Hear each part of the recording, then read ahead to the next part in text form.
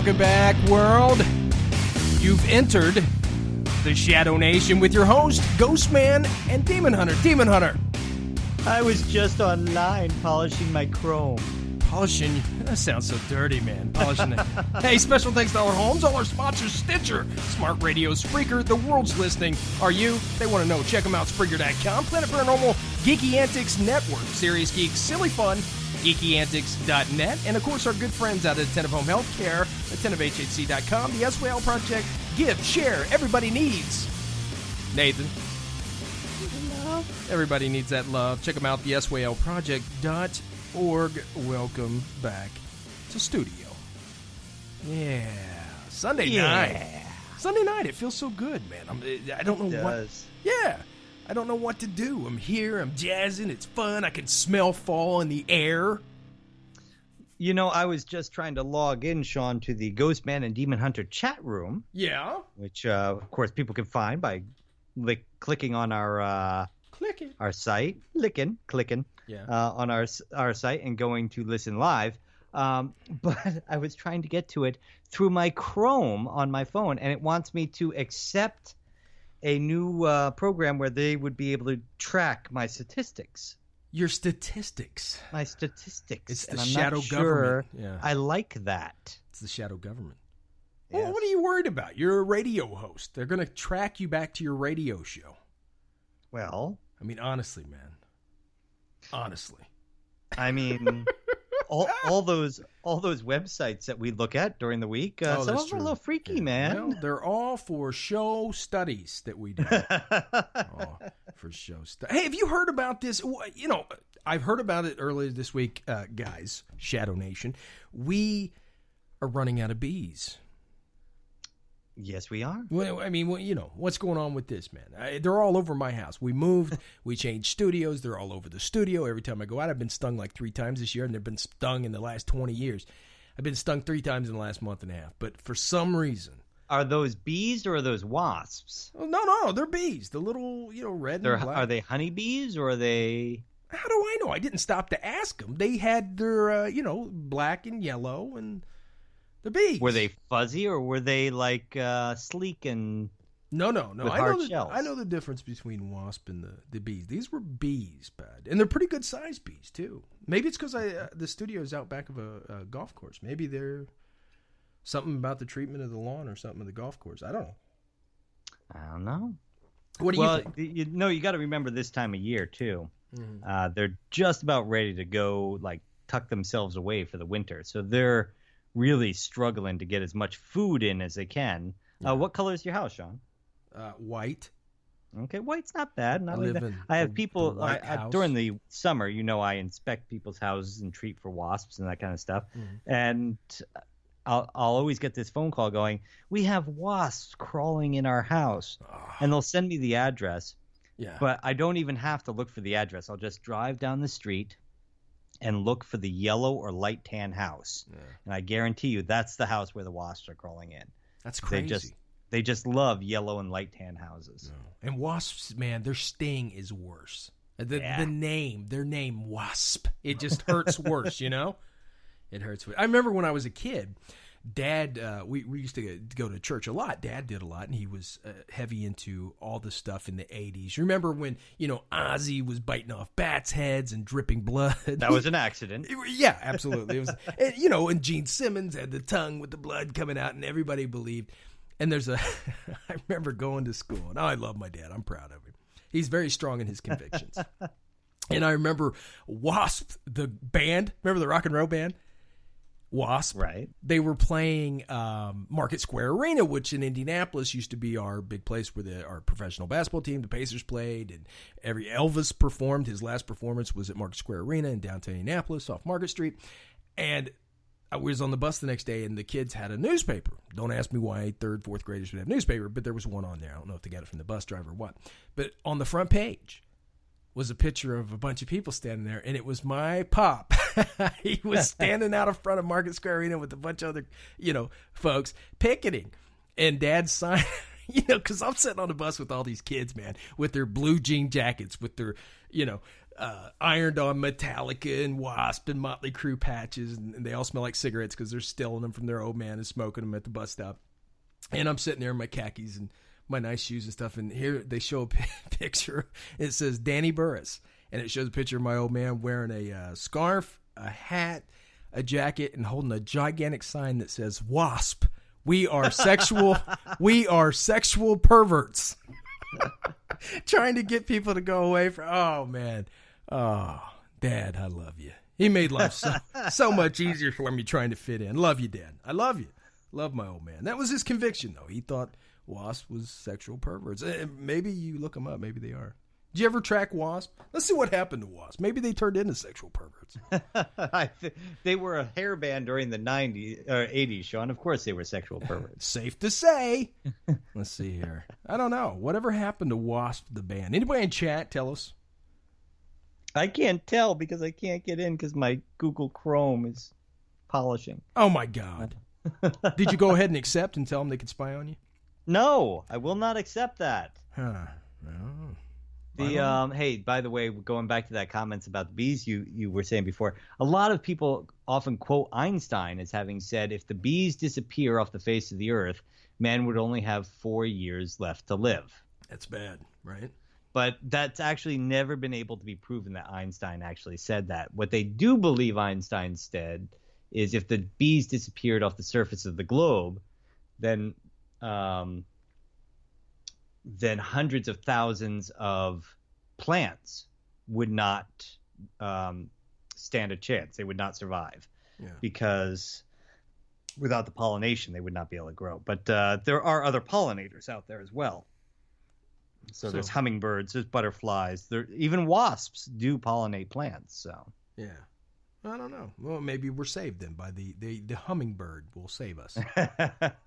Yeah. What's up, Mike? Yeah, Mike in the chat room says Wasp sucked anyway. You're right. Oh man, Mike, I went to the archives band members page, and we're not going to say they suck, but Blackie Lawless apparently was the lead vocalist, bass guitar, rhythm guitar. He still sings and writes for the band, but apparently they're still out there kicking. But I was hoping to find something quick and like they all burnt people alive, and it was found in their basement and went to jail. And nothing I could like say, that. Dad, you were right, but they wore they used an entire can of Aquanet to do their hair and wore lipstick. Sean, how much danger could they have been? Well, then again, that guy from Silence of the Lambs did that too, so that was a little hello, Clarice. Nah. Yeah, whatever, dude. Yeah. Well, anyway, that was my old man. He used to do that. I think he did Ozzy's too one time. So, hey, man, call it like I see it. But, yeah, so a bunch of stuff's going on. I was watching this video on Facebook I seen this week, and, of course, everybody knows that I have a daughter. I have a 7-year-old daughter, Addie, and she has started having an interest in young men. No. That is not acceptable. That's not. Uncle Nathan and I will not permit this to be allowed. No. I tell her the first test when she starts dating, can you imagine they walk into the studio, see Alien Bob, 8 foot tall, Alien Gray in the studio, Michael Myers mask, Jason mask, posters everywhere of Ghostbusters, and they'll be like, what's all this stuff your pop's into? Yeah, they definitely got to be into the hauntings and the spookiness. Well, I recommend, Sean, my brother's technique in dealing with young men wanting to date his daughters. Oh, yeah. The rule was the first date always had to be at home, and it had to be dinner with the family. That's not bad.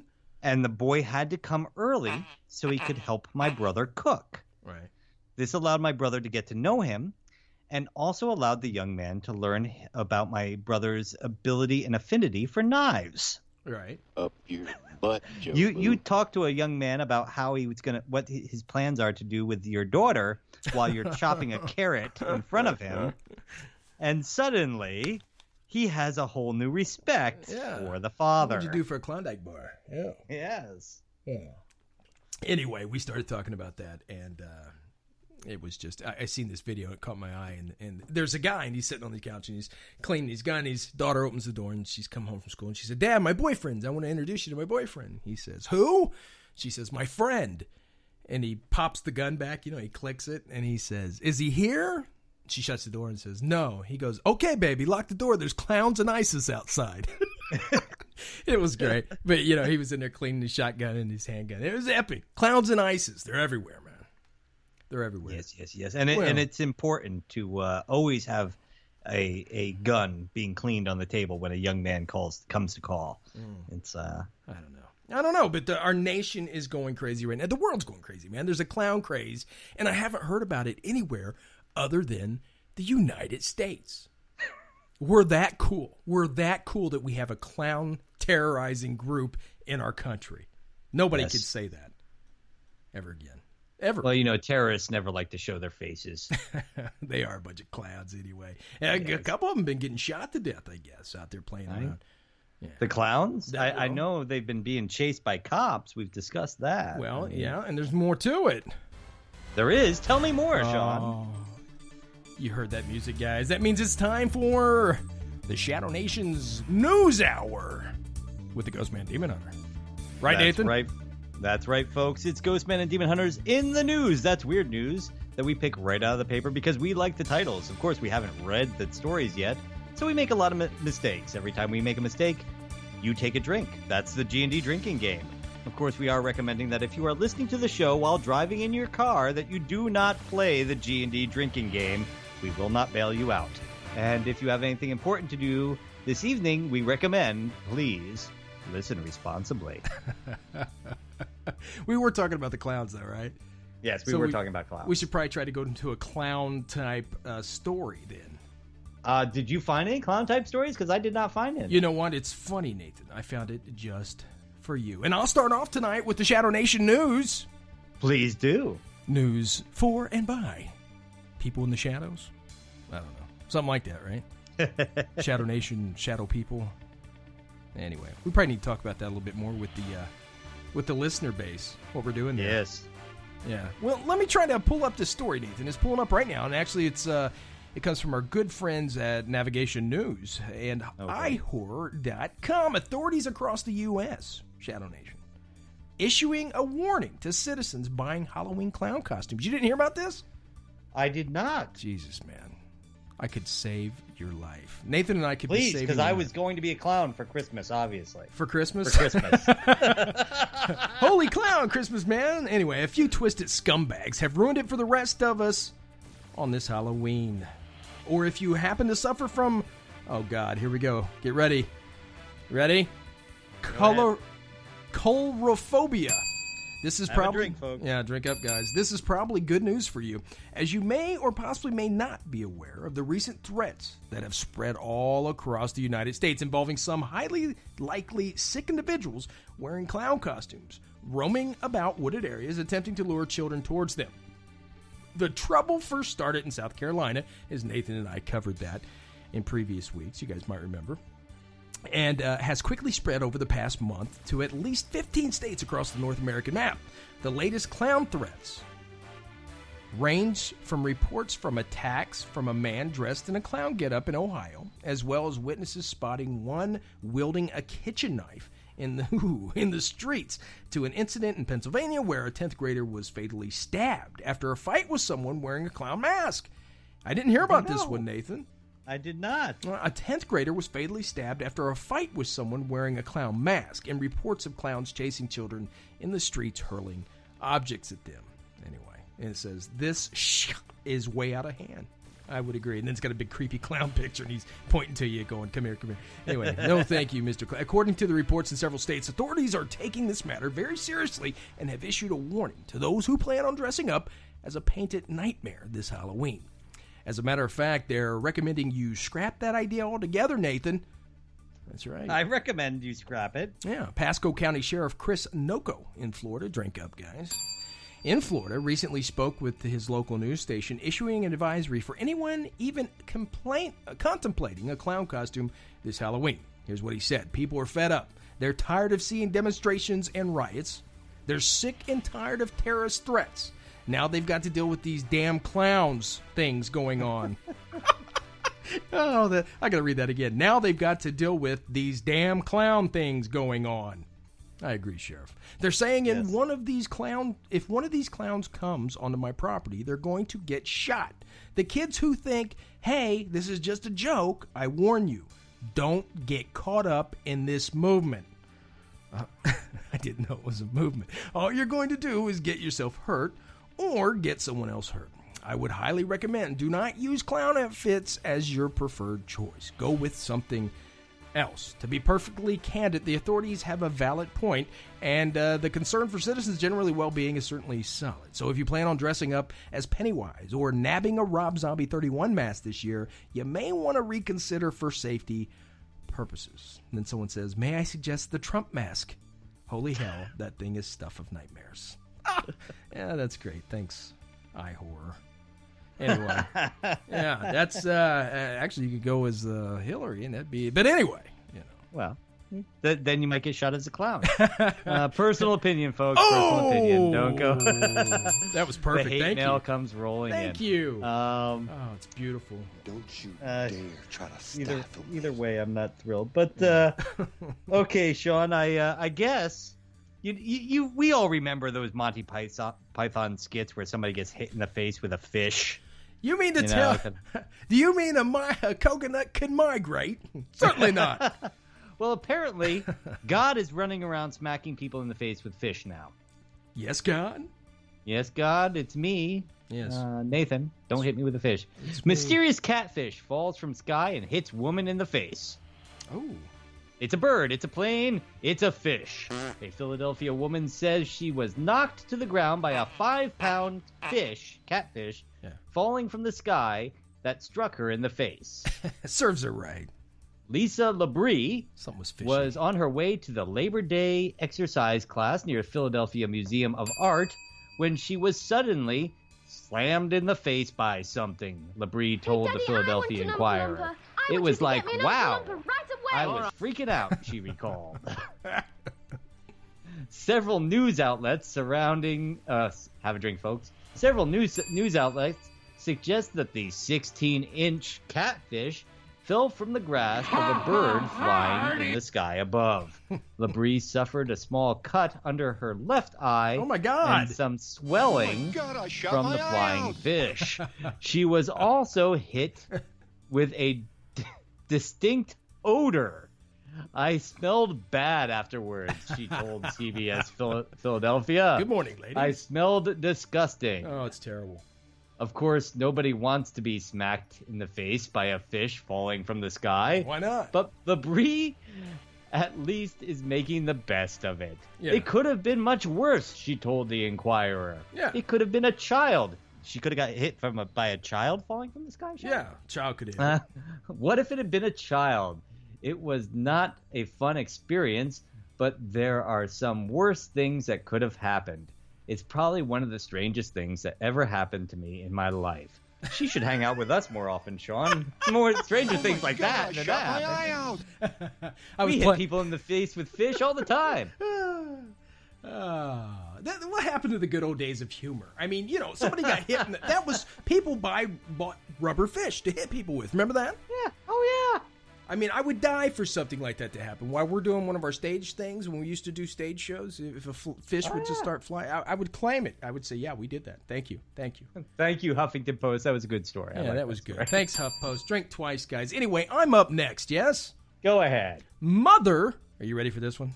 I am ready. I don't think you are, but we're going to do it anyway. Hold on a second. Mother sues hospital after son turns gay from flu shot. I kid you not. I kid you not. Oh, wait. I got my flu shot yesterday. Now I'm worried. How you feeling, pal? Mother sues hospital. I'm just fabulous. That's terrible.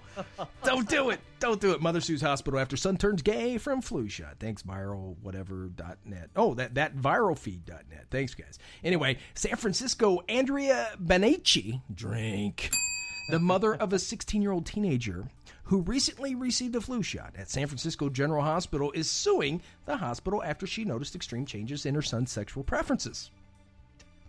Yes, I'm not kidding you, man. This is hardcore news here, right? The single mother of two blames the hospital for giving her son a vaccine shot, which allegedly has made him, it says, queer. But is it gay or queer? You can't say queer.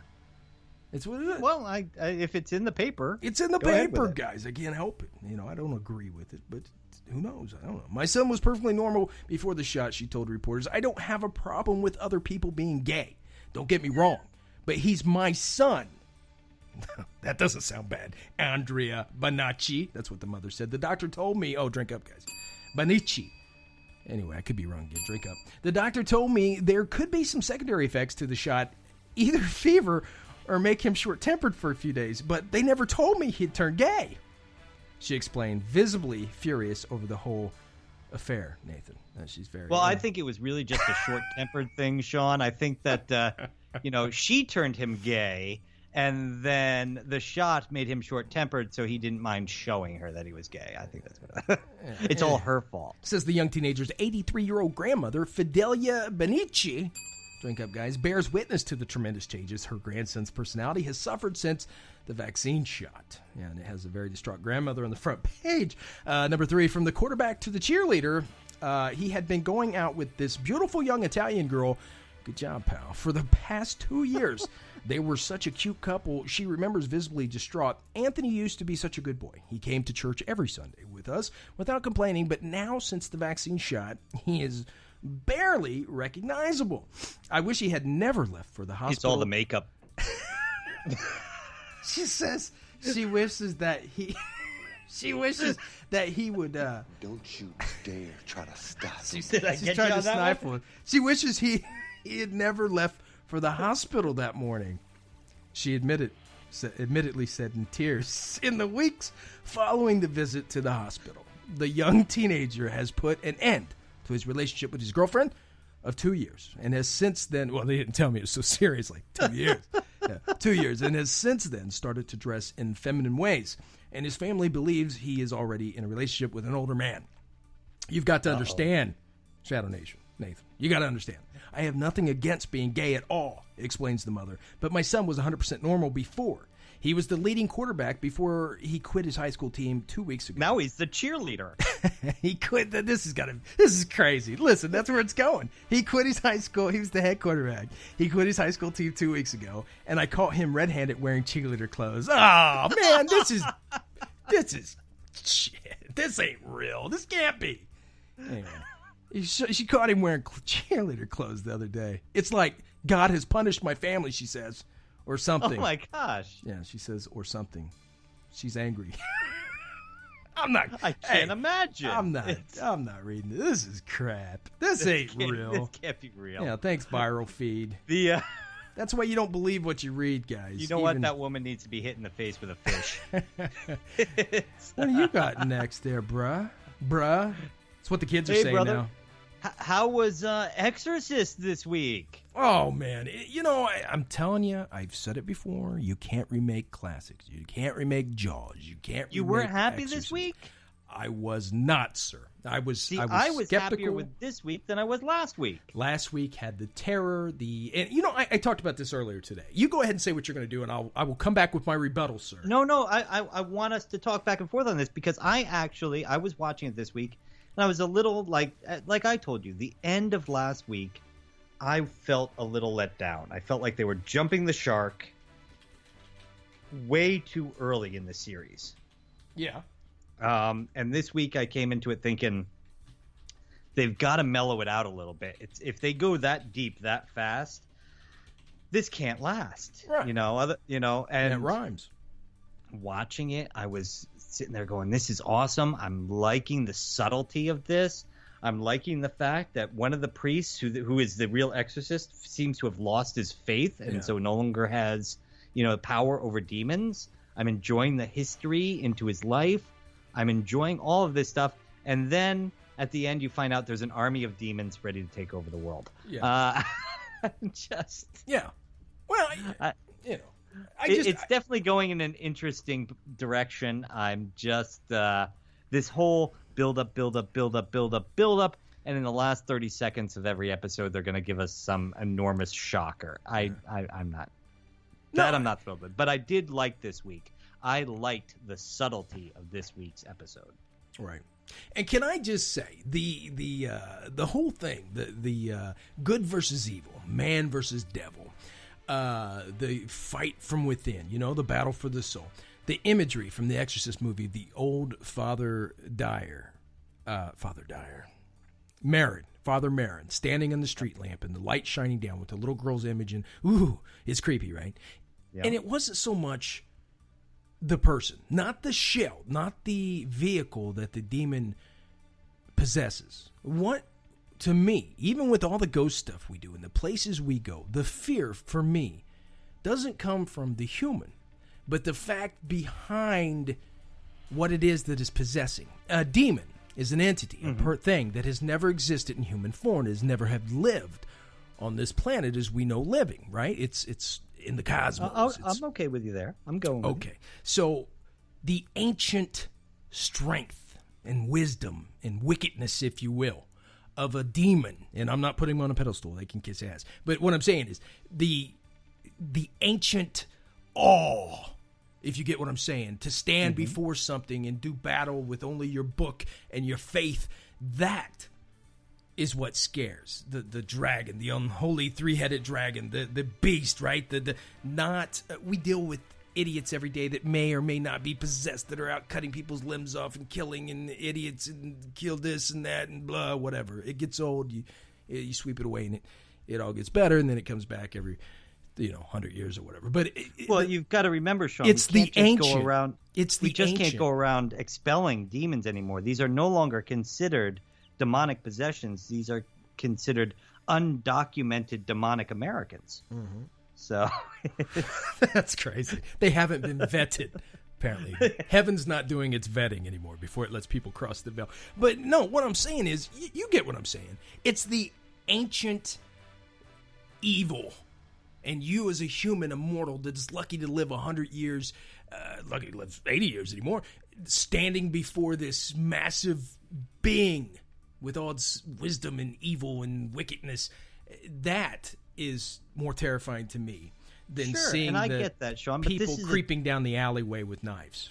This is a TV show, and I think they need to focus. They're following The Walking Dead on this, and they're not making the story about the demon, which I said last week they can't do. This week they're making it about the family. We're getting to know the family at this point, so that when the big shoe drops, we have a connection to the family, and we want to see them survive. We want to see them get through this. Right. And we are going to be on the edge of our seats trying to decide whether, and trying to figure out what's going to happen next. And because they're using such subtlety at this point, that to me is a good thing. And we have been kind of explained what the knife hacking wielding people really are. This is part of the demonic apocalypse. Uh-huh. So in my opinion, it was a good episode. Well, there you go. That's what you feel. And, I definitely got to give them an A for effort. They're definitely trying, and you got to love that, because anything with The Exorcist attached to it, I'm for. But it's just, I don't know. And I know the whole thing is, humans, the devil, hell need not open wide for devils to walk among us. They're among us every day, right? They're in people, evil molesters and people that want to rape and murder. But that face, that unknown face that hides behind the eyes of the possessed, that's the battle. Hey, I got to ask you, the guy in the stands at the soccer game and who shows up later on, do you think anybody else can see him? No, they can't. It actually showed. Wasn't the priest looking through the window and she was talking to herself? The father was looking through the window. Right, that's true. But he could be crazy. I mean, he definitely suffering. Well, that's the thing. He's definitely suffering from something. But do you think that he's suffering from something due to the demons? I do. Yeah. That's what I'm thinking. I think we're going to find that out. But will he actually be a conduit from heaven because he's already provided advice, or is he trying to, as the Father Merrick said, you're being played? You're dealing with forces that you can't even begin to understand. So are the demons playing these guys, or are they just or is there a little help coming from the other side? Yeah. Personally, guys, I enjoy the show. I hope people start to watch it so we can talk a little bit more of it without spoiling it for people. Yeah, so there's so much we can't say, but definitely with the demon thing. And you guys tell me if I'm wrong. Get on our Facebook page tonight. Get on our Twitter. And GhostMan&Demon.com, all that stuff out there, guys. Let us know your opinions on this stuff. We value your opinion. We do. We really do. But, hey, man, we got to get ready to go to break and play our music and everything. We're 4 minutes past. Oh, my goodness. We've got a guest waiting on the other line. Yeah. No, Steve's gonna be in the green room tonight. Yeah, he's gonna be in the green room. In the green room. Hey, North Carolina fans can visit the Michael Myers house this Halloween. Did you hear about this? No, I did not. You know, that's what I'm gonna do for the Halloween bash this year. I'm going as Michael Myers. Don't tell nobody. You are. I won't tell anyone. Yeah. It'll be our little secret. Michael Myers was my childhood evil, demonic person. That's what I was going to say about talking about the Exorcist movie. Why can't everybody be possessed then? Was Michael Myers possessed? Was he a demon? They never really talked about it. They shot him. Dr. Loomis shot him 6 times in the heart, remember, in the chest. He got up and ran away. Is he a demon? Well, that's because he's pure evil. Yes. Remember, that's what the doctor said, that he's pure evil. He did, but you still didn't answer my question. I could be a real evil person too, but I'm pretty sure if I take 6 slugs to the heart, I'm not gonna be getting up anytime. You know what I mean? They never really broke that off and kind of. What you guys get in chat? Tell us what Michael Myers is. Is he human? Is he human? Have a drink, folks. Anyway, if you guys want to, drink it up. If you guys want to see this house, it's really cool. Actually, North Carolina fans can visit the Michael Myers house this Halloween. Thanks, Arrow. Have you ever watched the specials about the Michael Myers house? JoeBlow.com. Where they went in and they filmed the entire movie. And then they went back and filmed that opening scene where they had the camera just kind of rolling in because they had to paint the house. Oh, really? Because the house was run down like it was through the whole movie. And then they went back and painted it, whitewashed the entire house so they could film that opening scene with the family still living there. Yeah, and now we're going to tell you what happened to the house now, because a lot of people would say, well, why can't I just go see it? I want to see the original. Well, here's why, smart Alex. Okay, this comes from our friends at JoeBlow.com. The Michael Myers house from John Carpenter's Halloween is an iconic structure for horror fans all over the world, but it has been moved from its original shooting location and is now the office of a chiropractor who doesn't particularly want fans trespassing around all day. Disappointed fans might be in luck, however, thanks to Kenny and Emily Caperton, a couple who have built a life-size replica of the house in Hillsborough, North Carolina, where they live with their 2 cats and presumably a hearty collection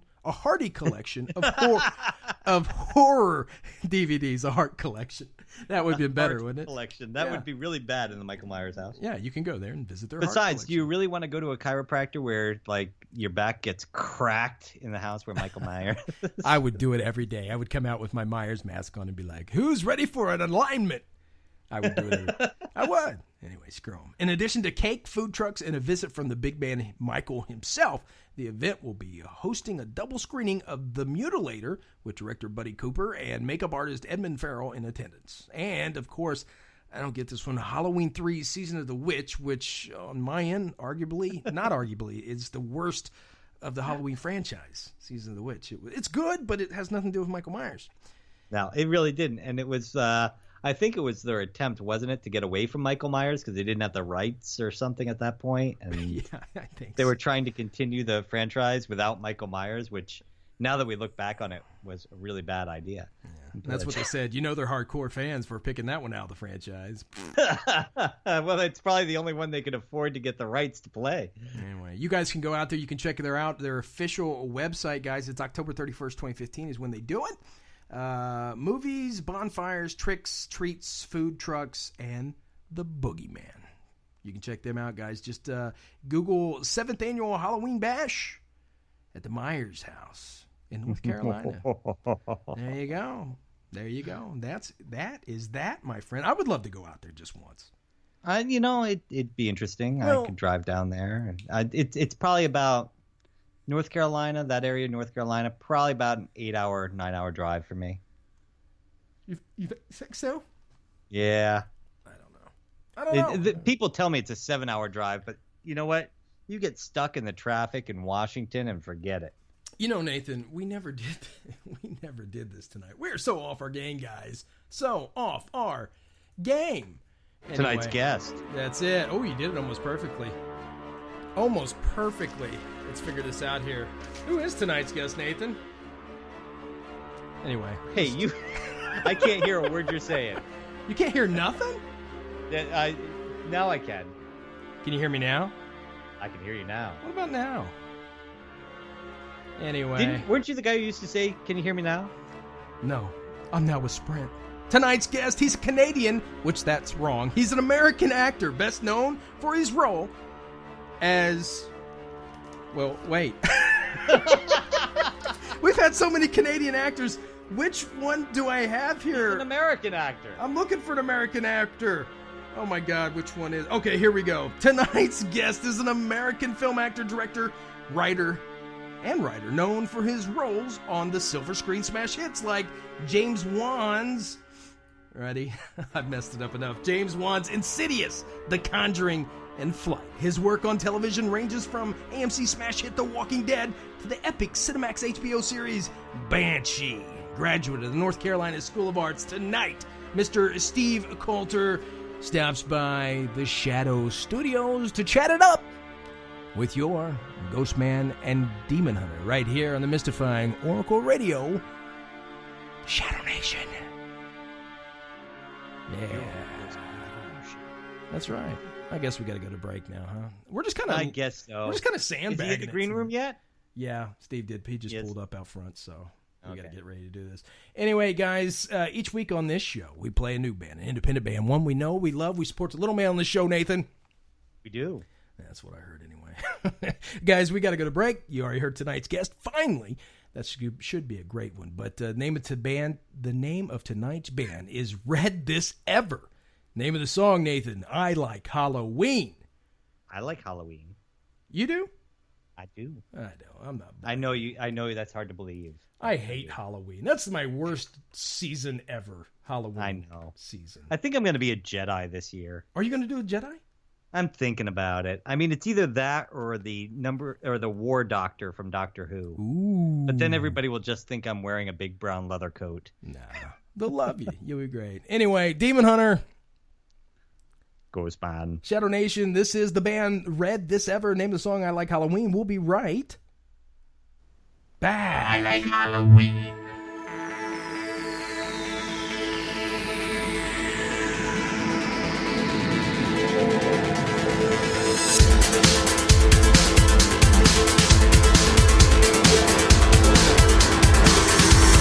Let's take a ride in a costume we can hide.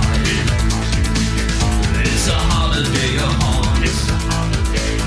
That you know you want. Yeah.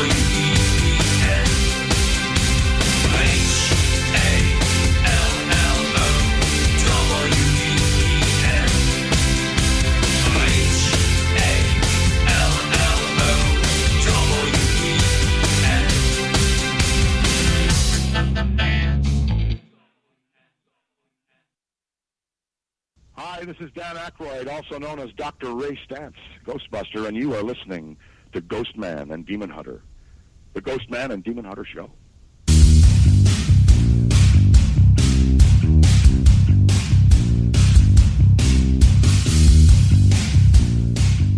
Hey, welcome back, Shadow Nation, to the one, the only mystifying Oracle of Radio, your Ghostman and Demon Hunter show. Tonight's guest is an American film actor, director, and a writer, known for his roles on silver screen smash hits like James Wan's Insidious, The Conjuring, and Flight. His work on television ranges from AMC's smash hit, The Walking Dead, to the epic Cinemax HBO series Banshee. Graduate of North Carolina School of Arts, Shadow Nation, help us welcome to studio Mr. Steve Coulter. Steve, what's up, buddy? I'm not an American actor. I'm Canadian. Got to start all over. Let's do this over again. That's I'm okay. In spirit. Last week we announced our guest as being a Venezuelan actor, and he corrected us on that. He lived in Venezuela. He was born in America. He wanted to make that clear. We're just on a roll this week. Guys, you really need to do your homework. It's very sad. I had everything perfect. This is going to be like 60 minutes in reverse. I'm going to nail you guys.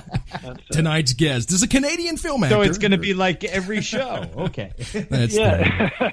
Steve, first off, happy upcoming birthday, brother. Yes, thank you very much. Thank you. Absolutely. And happy birthday to you. Yeah, we should sing it, huh? Oh, yeah. Bells and whistles. No, we have received letters, Sean. You and I are not allowed to sing on the show. Is that it? No, but that's right. Then you got to pay Mildred and what's her name. They own the rights to the happy birthday song. But Steve, you're everywhere. It's epic. You're part of everything. You seem to be the priest, the judge, the you everything. So, how did you get involved in this? How did you get with Juan and these classic projects that you're just in AMC smash hit, The Walking Dead? How did it start? Yeah, it's really the thing with James Wan is really kind of odd. Is that they shot the first Conjuring in North Carolina because they didn't have a big budget, and I just had one scene. And it went well. He didn't like stop me and go, "Oh my God, you're great." He was like, "Oh, good work," and then I left. Yeah. And then I got a call about a year later, I think, that said, James Wan's trying to find you. He has a role that he wants you to, to read for. He wants to get you in front of the studio, blah, blah, blah people for the Insidious 2.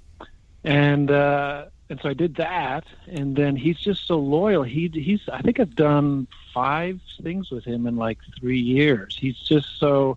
Like even for when they did Furious 7, I live in Atlanta. Yeah.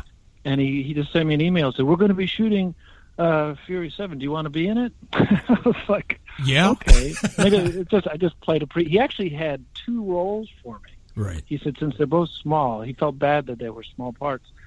And at first the studio said, "No, you can't put him in 2 roles." And he said, "Yes, I can." Yeah. And I ended up not doing the second one because of Paul Walker's untimely, awful death, right, and terrible. so they rewrote the end of it. Terrible. But that's the kind of guy he is. He's doing MacGyver now, and he tried to get me in that. I was shooting something else. MacGyver. But it's a lot of it, in acting. I guess in a lot of stuff, it's just luck. You get a chance, and then you hopefully try to do your best, and sometimes it pays off. And yeah, he's been great. And then Walking Dead. They do shoot that in Atlanta, and the role came up. I only read for it once before for the role of Herschel, and a much better actor played that role. Wow. Actually, Scott has been on our show as well. Isn't he great? He is like incredible. One of the greatest humans.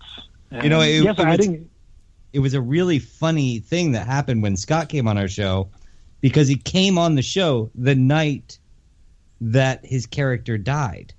Oh, my God. So we had booked him before his character actually died. And he's sitting there while we're doing the show and saying, I'm the only guy from The Walking Dead who has his own head in the closet. And in a bag. Accidentally slipped that he was going to die that night. Oh, my God. Yeah. Spoilers. That's what we're working with you, Steve. We want some spoilers here, buddy. No. Yes. But, I mean, one epic project to the next with your career here. I've done my homework, sir. I've been a huge fan of. You have. Of course, the Canadian thing kind of slipped past me, I guess. But, man, you live in Atlanta. We also have this theory about the fact that people keep complaining about, and we're not a political show, but we keep hearing these complaints about people, coming over the southern border to steal all the American jobs. And I keep saying, no. I'm an actor, so trust me, it's not that you have to worry about. It's all the people from the north coming down and stealing our acting jobs. They should have a wall. I came here when I was 2.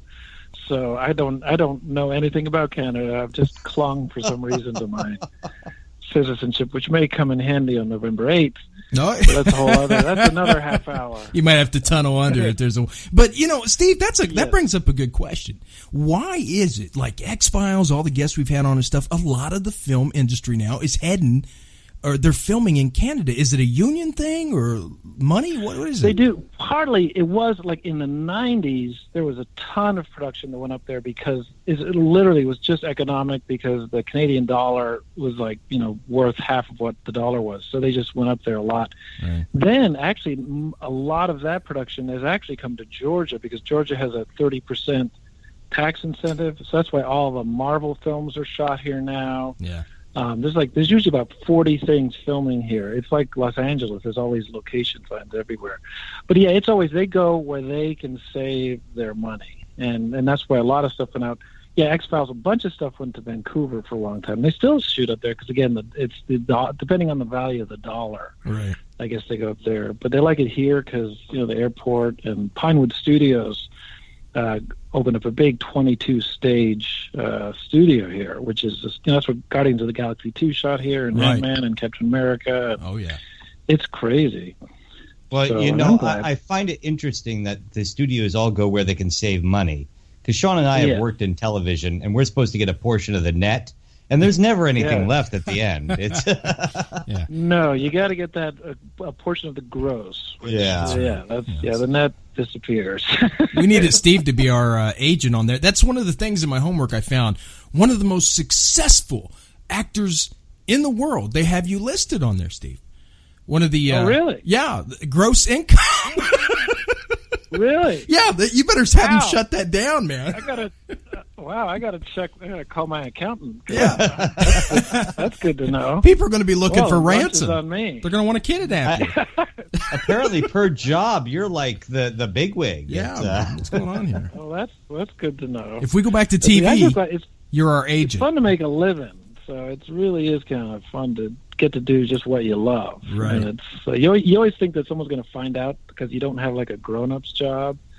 Like we were shooting. I think it was Insidious 2, and Patrick Wilson and I were behind that scary red door, and they're spraying all this, the fog and everything.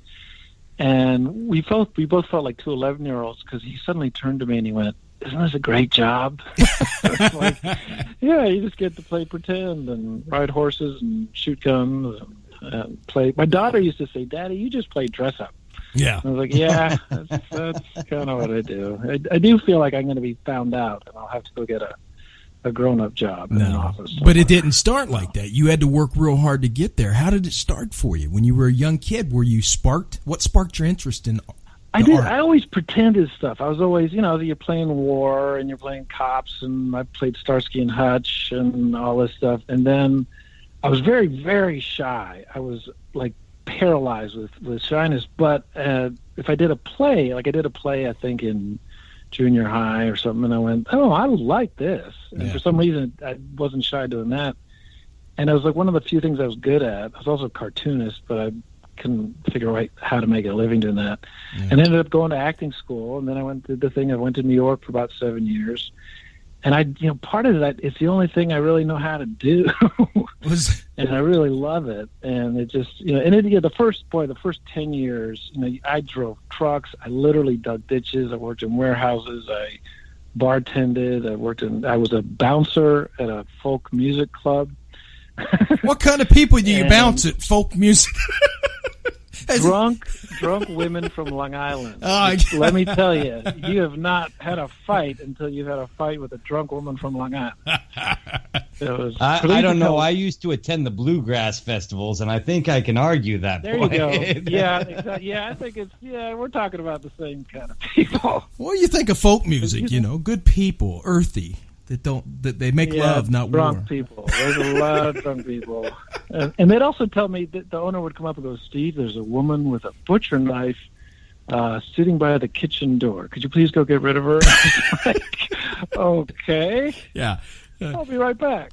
Scene 1, Act 2. Yeah. Steve gets cut with you do a lot of stuff that isn't. That's one of the things, like when you do get well paid or you're treated very well, it makes up for all the time you either worked for free or didn't get paid, or you had to do magic at a McDonald's, or Well, did you ever get to the point, because we've been on the air 10 years and we've had superstars like yourself on, and we're lucky because we get you guys on here, we work hard to do it, and we get to pick your brain and talk to you, and it's amazing. But we had that little brush with television where we had, of course, the reality TV craze, and they finally said, hey, you guys are kind of funny. We want you to do a paranormal show because you're into the ghost and the aliens and the horror genre, but don't be funny. Yeah. They said, don't be funny. So we said, well, that's what our show's about, man. But you know how Hollywood is. So it got canceled after our first season. And now we're back to working our regular jobs. Did you ever hit a point? Because, I've been at Southwest Airlines for 16 years. Yeah. And I took off vacation time and everything to film that, and Nathan did as well. But did you ever hit a point where you're like, you know what, this ain't going to happen. I'm just not going to be able to do it. And there were a couple times. And one thing in acting, because I write. I was Tyler Perry's head writer, and I also written a bunch of scripts. The Madonna Family stuff. One time as a writer, I'd written and directed a film called The Etiquette Man. It was this short film that did real well at festivals, on the cover of USA Today, and I got all this attention. Won the audience award. At Dances with Films, and it was really good timing. And then I got a call from the head of this guy at Disney, who brought me out there to talk about turning it into a TV series, and they loved it, and they paired me with this showrunner, a guy who had been one of the head writers on Saturday Night Live, and we really hit it off. And we went into this meeting, and it was your stereotypical Hollywood meeting where there was this vice president guy. And the first thing he said was, "Oh, I need my celery juice." I was like, "Celery juice?" And he said, "We love your film, and and we had an idea of doing a TV show." The guy was kind of a modern day Mr. Rogers. We thought of doing like a kids show, but really for grown-ups, something like Pee-wee's Big Adventure, and we were very excited. And he goes, "Well, our core audience is 4 to 11-year-old girls." And I was like, did you see the film? Start right. And and it reminded me of what you said of you guys have to do a TV show, but not do what you're really good at. Right. And you just sort of go, okay. But then as an actor, there was times where I was in, it was in the 90s. I had a baby girl, and I was supposed to get this big role in The Time to Kill. And then they said, Warner Brothers is interested in you and all this. And I thought, this is my big break. This was around 94, I think. And I thought, this is it. This is it. And the director said all these nice things, and my head got all big. But then they sent me the script, and they said, you're playing the Klansman. And I was like, I read the script, and I was like, okay, there's like 300 Klansmen in this movie. Right. And they said, well, don't worry. He probably really likes you. He's got something in mind. And I ended up going out there, and I shot for like 10 days, and all I was basically is the highest paid background act. I was a Klansman with a hood on. Right. And the director didn't even I thought he was coming to hug me, and he was hugging the woman next to me. And he looked at me like, who the hell are you? And I said, I'm your Klansman. That's and terrible. He said, I've got a lot of Klansmen. I remember I drove to Mississippi to do it, and I was driving back just thinking, that's it. This is not going to work. And luckily I didn't stick to that. Yeah. And but there's times where you just go, why am I putting up with all this? Because there's a lot of rejection and stuff. And it's such a subjective profession. It's not like, you don't get a lawyer and go, well, you're good, but I needed someone taller. Whereas as an actor, there's so many reasons. But literally, if you just stick at it, I took my daughter as an actor too. She's starting out in New York, and I said, if you just work harder than anyone else and be nice to people and keep a sense of humor. And that seems to have worked. And sounds kind of corny, but it kind of, it's working so far. Yeah, I would say it's working. It's funny, too, because I was talking to Sean earlier a few months ago, and I was auditioning for the East Coast premiere of The Man Who Shot Liberty Valance. Yes. Oh, wow. And I really wanted the part. I really did. And it was down to me and one other guy. And it didn't come down to which one of us was the better actor. It came down to which girl they were going to pick and who would look better with that girl. Oh. That sucks, man. Wow. And they said, you know what, Nathan? You have a baby face. And we don't think that you'll look like old enough to be with this other woman. And I was just like, I have a gray beard. How much of a baby face could I possibly have? Oh, man. And, Wow. But Yeah, no. they told me that for The Walking Dead when they said they've pinned you, which is, I mean, you've pretty much got the part, but they have to see if you're a match for the woman playing your wife, which is Tova Feldsha. Yeah. And then I looked her up on IMDb, and I thought, I was thinking, I keep thinking I'm still 28 years old. And I thought, well, she's about 6 years older than me, and luckily, then when I got there, they go, "Oh, you're a perfect couple." And I was like, "We are? Well, okay." And you just never know. You just never know. I got to ask, one, normally we have everyone on The Walking Dead the day before they die. So why didn't you come sooner? Yeah. What? No, literally, we had, who was the first, Mike Rooker. We had Mike Rooker on the show, and he came on, and jokingly, I said, "What's everybody going to say when you die next week?" And it was a joke, and all of a sudden there was this dead silence on the air, and Sean and I just looking at each other going, "Oh crap! Yeah, no more Walking What Dead. did we do?"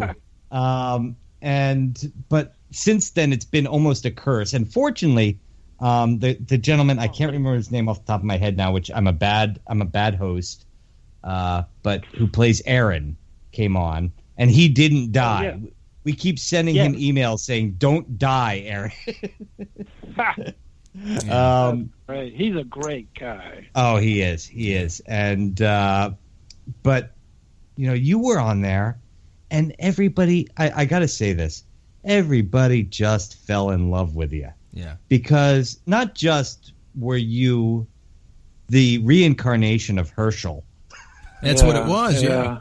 That's a nice legacy. That's but we live in an age where people are afraid to go out in the snow, but they love watching TV shows where people suffer and have to fight zombies and have to. Thank God they do. Yes. Yep.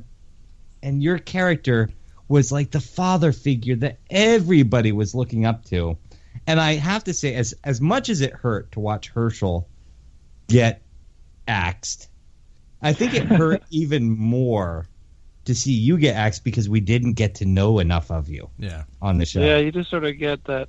And it was fun because it was fun to play that because, a lot of times you play characters that are struggling or they're conflicted, and he was just a good guy. Happy-go-lucky. And and that's the scene with Noah, which was funny when I read that script. That's the script where he dies later in the script, and I'm reading the beginning of it going, "Oh, this is great, the beginning of a really cool father-son kind of relationship. Oh, look at the revolving door." Yeah. I guess not. Did they let you see the end of it? Yeah, it was a shame. You know how usually they don't let you see they were telling us in the past, some people don't know they're going to die before the day before. Did you know from the get-go?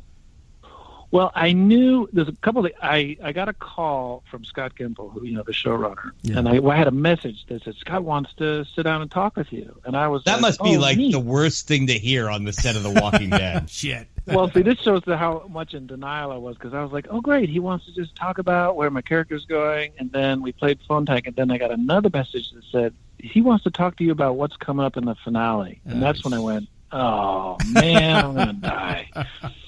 And he was very apologetic. He said, "It's going to be really cool. It's the last scene in the finale episode." So they were great. They're very, very kind. But it was kind of like, it's that call that you get on that show. Yeah. It reminds me back when in the 90s, when the .com bubble burst Mm-hmm. My job was to go around and set up like different departments for all these companies. And I was at a I won't say the name of the company. Let's just say it rhymes with Dice Line. And I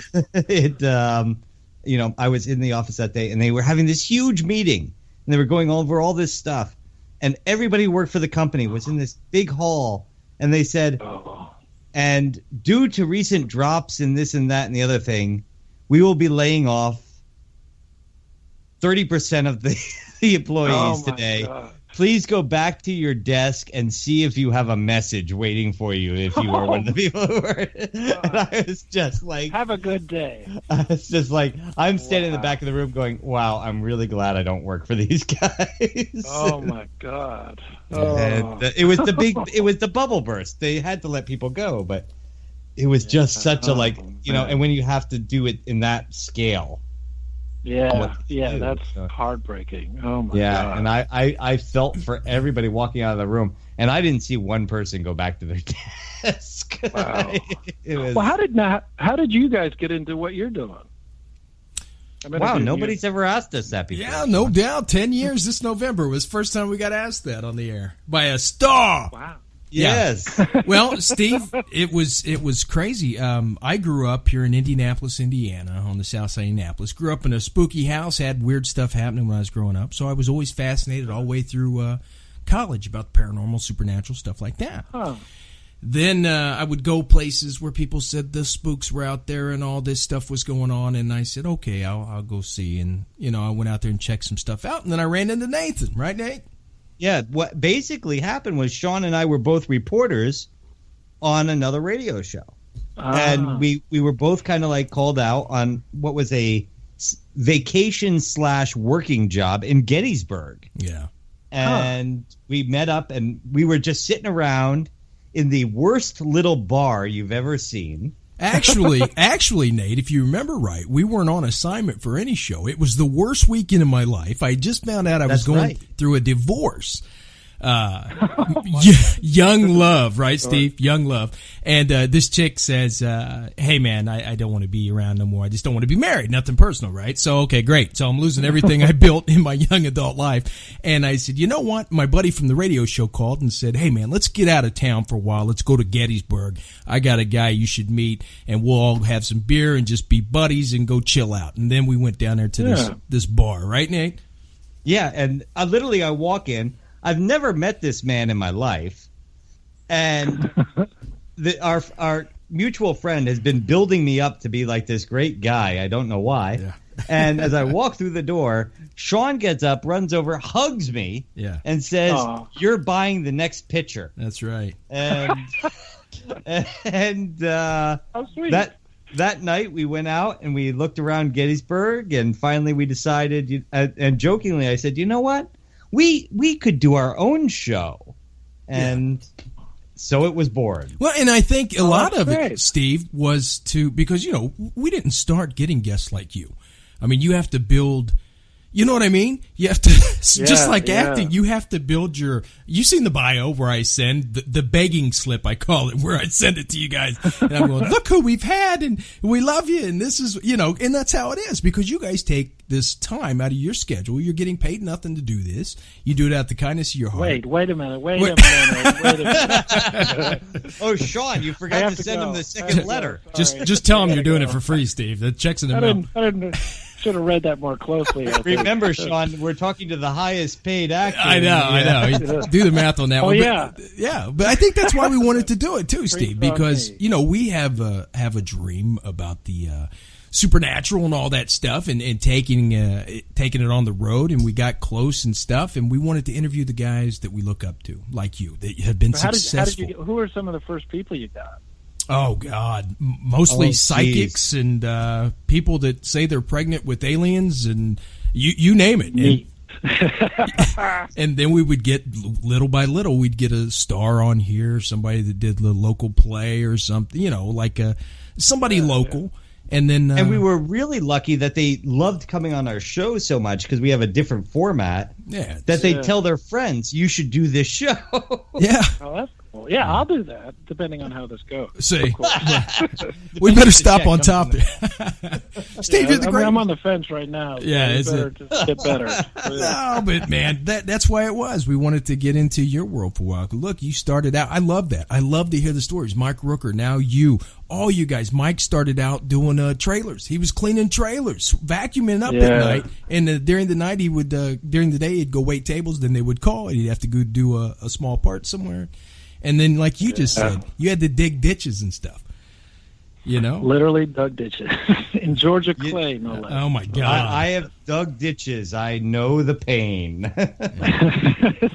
It builds character. Oh yeah, that's what they say. Well, it does. Well, it does. Actually, it's funny too because I talk to people all the time. There are kind of two different actors out there who go out and start their careers in acting. And I think Uber has made a change to this now that people can make money driving their car around. But there's there were the waiters who would go out and get a job where they could, wait tables, and they made a deal that if an audition came up at a drop of a hat, they had to be able to leave. And that was the waiter gig. And then there were the scrapers. And these were the guys who would take any job that paid well enough to build up a little bit of cash so that if a gig came up, they could just quit the job and leave. Yeah. And I was a scraper. I was a scraper and a waiter. Oh. I only waited for one day. Wow. Yeah, he was lucky. Wow. No, I got a gig, and I went and did the gig, and the gig only lasted one day, so now I was out of a job. So. What were you saying, Steve? About that, and I tell my daughter this. It's about, you get a humility, and also you can tell the actors that I've worked with. So, I was lucky enough to work with Kevin Costner a few years ago. Yeah. And he has not forgotten what it was like, to work for a living and to pay your dues. I was doing an HBO movie in New York last year, and there's a Teamster guy. I was doing a scene where I pull up in a cab and I come rushing out. And the guy, we had to keep, backing up the cab for another take. And there was a Teamster guy from Brooklyn. His name was Tony. And he'd done it a couple of times. We've been working with each other for about a week. And he looked over the seat and he goes, "Hey, Steve, you've paid your dues, haven't you?"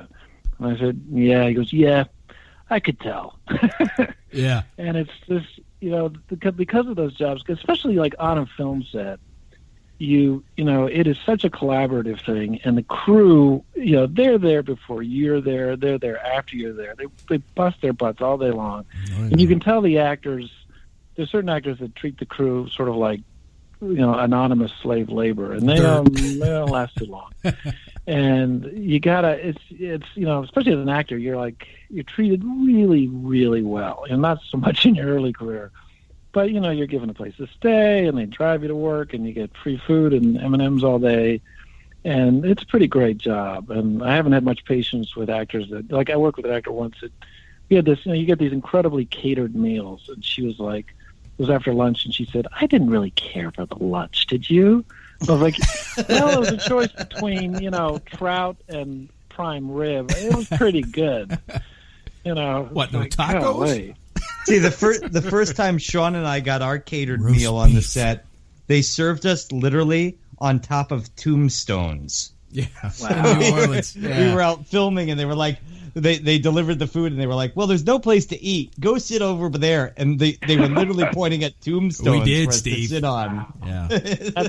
That's the big time when you're eating on a grave. Oh, yes. Man. It was those old New Orleans tombstones, too, where there's actually coffin parts around, and filth and dirt. And anyway, I was going to ask you, Steve, because you play Carl so great in Insidious, and in The Conjuring, I actually think you're a priest. I mean, I would go to you and confess my sins. I think I'm going to do it after the show. Yeah. And No, but what was it? What's your motivation, or what was your background? Do you have any experience in the paranormal? What's your thoughts on that stuff? Not really. It's interesting because not a big, but I have there was one event in my life, and I was a freshman at acting school, and it was, and this is in North Carolina. And I had a roommate, and we had desks that we were back to back in this room, and I was working at something, he was at his desk, and all of a sudden, there was like something wrong in the air, and even talking about it gives me the creeps.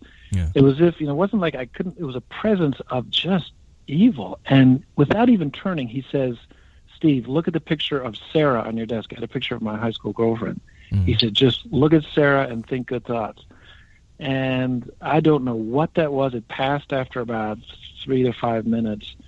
So I do think there is just as I believe there's a good in the world, I also think there's an evil in the world. Yeah. And that's why I think, just like the Warrens, the couple that did all the stories that the Conjuring is based on, they had thousands of cases, and the majority of them were either hoaxes or leaky pipes or whatever, but there were genuine things. And so I do believe in that stuff. I try to keep it at bay. And but yeah, it's out there, and I think that's one of the reasons it has. I think films like Insidious and The Conjuring, where it's not a monster, it's actually about a genuine evil. I think that's why it really gets under people's skin, because it's kind of true. Yeah. And but I don't like those movies, which is interesting because I'm in some of them. Really? Because you're in a lot of them. Oh no! What did I see? Oh, like American Horror Stories. I see previews for American Horror Story. I just go, nope, not going to watch them. Well, Sean and I were just crap out of me. Yeah. Sean and I were just talking about American Horror Stories. The new one that just came out, and I was saying how I'm enjoying it because I've taken another approach to it this year, where it's being played like the My Ghost Story thing, where the one set of actors are telling the story of what happened to them, and another set of actors are playing it out. And I'm actually enjoying it. But I have to ask, because I've had people say this to me in the past, that they went into doing a supernatural movie with absolutely no belief in the supernatural, and then when they came out, they had a belief, because when you open your mind to it, things tend to happen around you. Did anything like that happen for you? I went in. The only thing it goes back to that sense of evil, because it was mainly on Insidious 2. We didn't shoot anything in a studio. It was all on locations, and most of the time, there's crew around and it's not scary. But we were in an old abandoned hospital, and it had been closed for about 5 to 7 years. And there was a genuine sense of badness there. It was the one place where, as an actor, when you have a little free time on set, you wander around. Yeah. I was like a little girl, just sitting around where there's a lot of light, because there was a sense of real kind of evil there. Yeah. And I talked to a person in the neighborhood, and they said, "Oh yeah, there was a murder rape in the basement." I was like, "Oh great, that's what I need to hear." Great. Yeah. Yeah, because I don't. I was already open to it before, and like I said, you try to just sort of literally just think good thoughts, and it's a little portal that I don't want to open, because I do think it's, I remember feeling that actually, on 9/11 when that happened, it was such evil. I thought that is evil incarnate. That's the evil taking over someone's, not a ghost, but that spirit of just. The absence of light in a human soul, where it's just dark, and I thought that was, watching those towers come down, not to get too dark, whatever. I thought terrible. That's, and there is that. You look at Syria, you look at, and it's, but I do think the power of good is a lot more powerful. That's right. But again, I won't go see scary movies unless I'm in the damn thing. You'll just make them. I'll just make them. I'm too scared to go see them. People will say, like, was it The Visit or something? I was like, yeah, it sounds really good and scary. Not going to see it. Oh, yeah. It's funny too, because just last night I was watching The Walk, which is the tightrope artist who walked from one tower to the other. And there's a scene where he walks up and is standing at the base of, I think, the North Tower, and just looking straight up at it.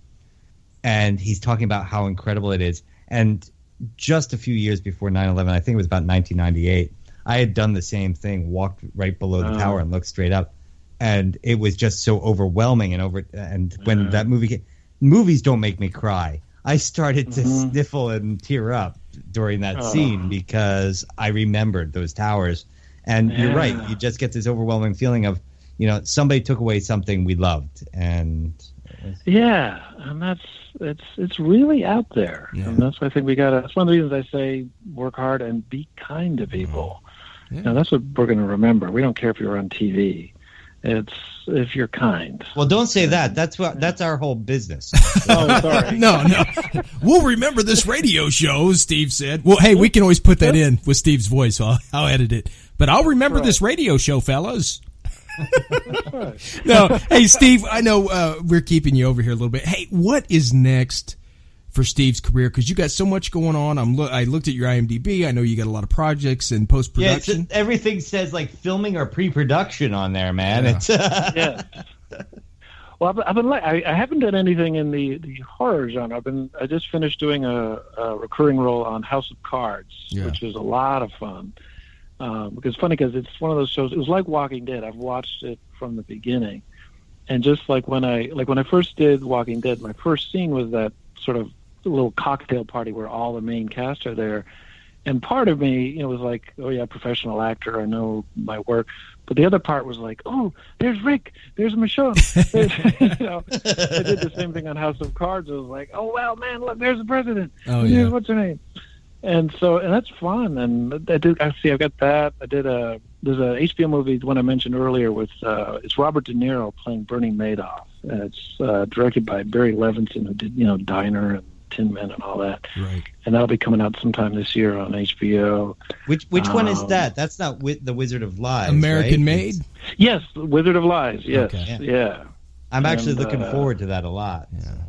It's going to be, not because I'm in it, but it's going to be good. It's for De Niro, it's like a return to those darker characters that he really made his name on versus, all the comedies he's been doing lately. And he's pretty amazing. Yeah. And it's going to be good. It's really, really, it's horrifying. But, and there's a Tom Cruise movie. Oh, there's one thing that's fun is Hank Azaria has this new series called Brockmire. That is one of the foulest and funniest things I've ever read. And I play, Coach Pom Pom. I play Coach Pom Pom, who's this oversexed minor league manager, and I won't spoil, but I don't wear pants for a good part of the film. Yeah. I don't know how Coach Pom Pom is going to read in my mind if I'm looking up there and thinking of you as Reg. Yes. It's a little bit of a it's a little different than Red. Now, see, Steve, you can't hide behind this whole I do scary movies, but I'm really not into it. And now you do dirty films, but you're really not into it. You can't keep hiding. It's one or the other, man. Why do you think he makes the big bucks, Sean? That's right. That's right. I'll take my pants off. I don't care. Anyway, Steve, anything coming up, like any festivals or conferences, conventions people can check you out at? I'm going to a con. Gosh, I wish I remembered the name of it. I think it's called Superheroes and something at the end of. That's good. Just look up Superheroes and something. Superheroes and something coming somewhere in the country.